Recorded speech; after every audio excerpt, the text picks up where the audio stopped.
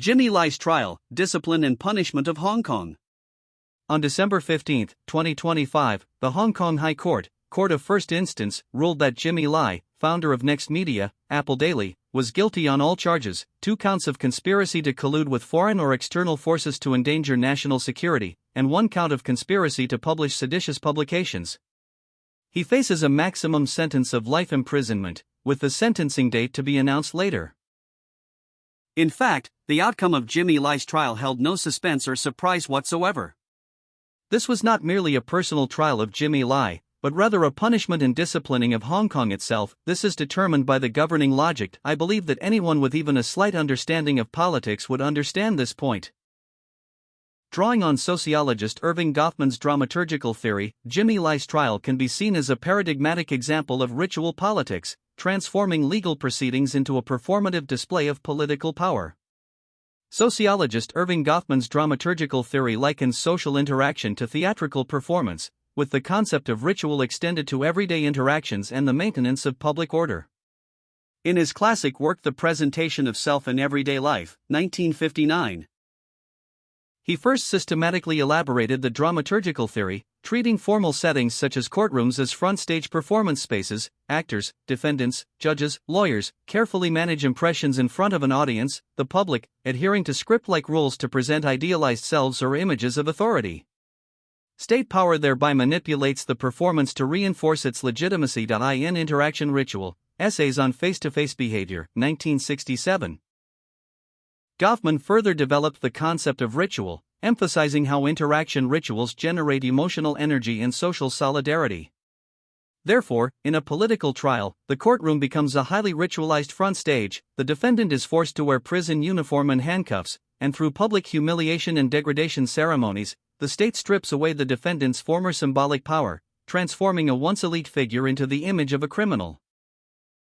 This not only manages public impressions but also conveys the logic of power to onlookers. Those who violate ruling norms will be systematically degraded. Goffman's analysis reveals that these rituals are not purely judicial procedures, but rather mechanisms through which state power consolidates order and regulates behavior via symbolic performance. Jimmy Lai is originally a business elite with immense influence and a certain symbolic significance. In the courtroom, he was forced to face the judge's questioning and legal sanctions. Here, truth is unimportant, and the law is unimportant. What matters is a form of public humiliation, a transmission of information. No matter how successful one is, one must submit before power. This ritual is not only aimed at the defendant but also regulates social behavior, creating an atmosphere of fear that leads dissidents to self-censorship. Since the implementation of the national security law in Hong Kong, numerous similar cases, such as the case of the 47, have followed the same pattern. The trial is not merely a legal event, it is above all a political theater. On August 10, 2020, Jimmy Lai was first arrested on suspicion of colluding with foreign forces in violation of the Hong Kong national security law, while police simultaneously raided the headquarters of Next Media. In December of the same year, after multiple arrests, including one on December 3 for fraud, during which bail was denied, his appeal for bail under the national security law failed on December 31, and the court ordered him returned to prison. He has been continuously remanded in custody ever since, more than 1,800 days, nearly 5 years, with most of that time spent in solitary confinement at Stanley Prison. During this period, he has also served sentences for multiple unauthorized assembly offenses related to 2019 to 2020 protests, sentenced in April, May, and December 2021 to terms of 12 to 14 months, etc., with some running concurrently for a total of approximately 20 months, now completed, and for fraud, convicted in October 2022 and sentenced on December 10, 2022, to 5 years and 9 months, which he is currently serving.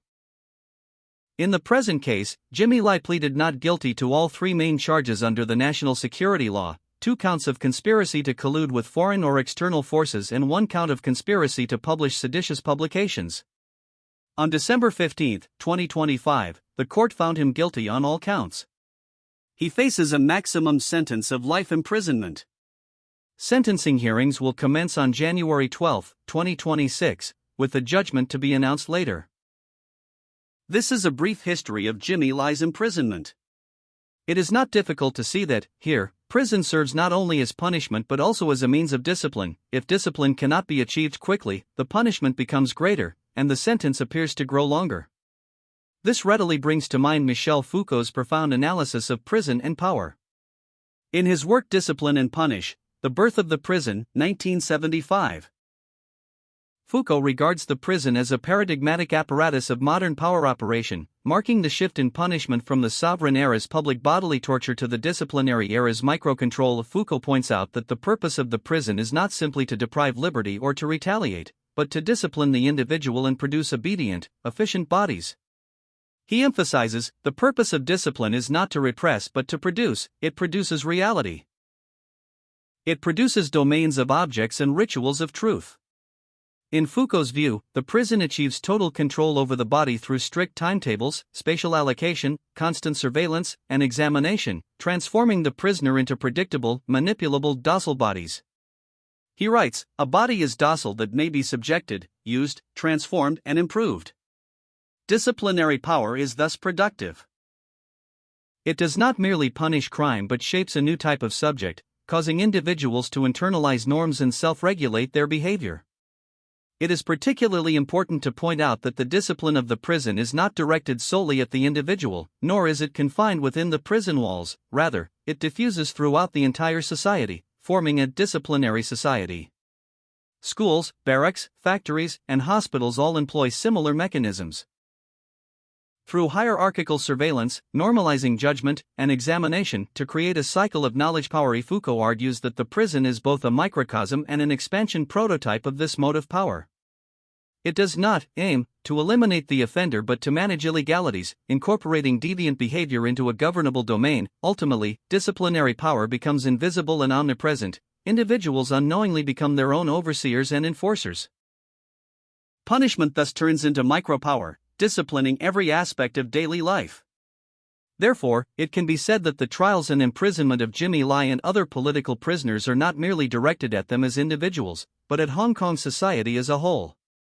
Through this process, the entire society is disciplined. Libraries remove books from shelves, schools revise textbooks, citizens avoid sensitive topics, and so on.